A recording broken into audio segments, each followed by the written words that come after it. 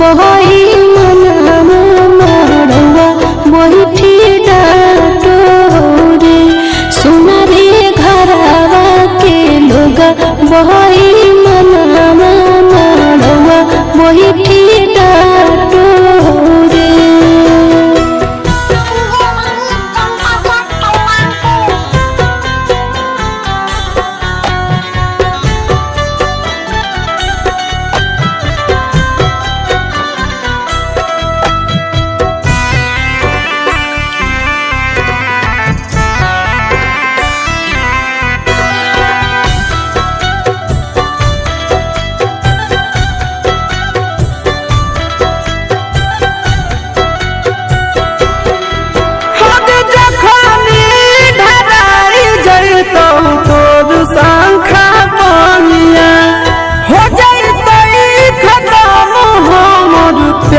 के कहानियां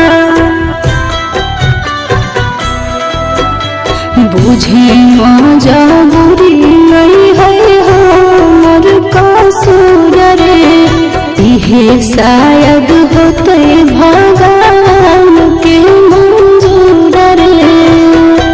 कठ के करे जावा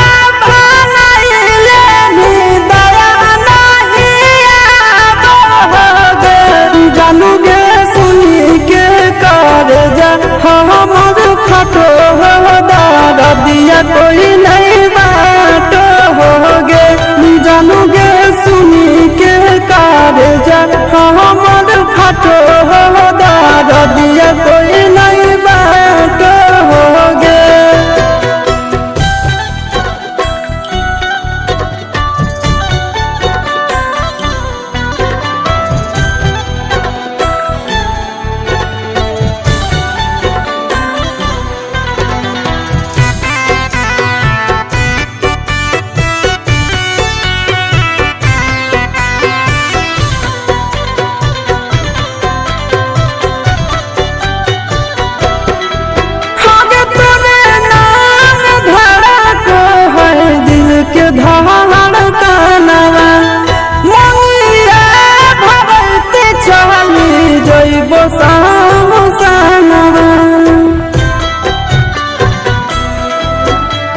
के कर दिए तो सही है किस्मत के खेला भूल जाए है आशीष नंदन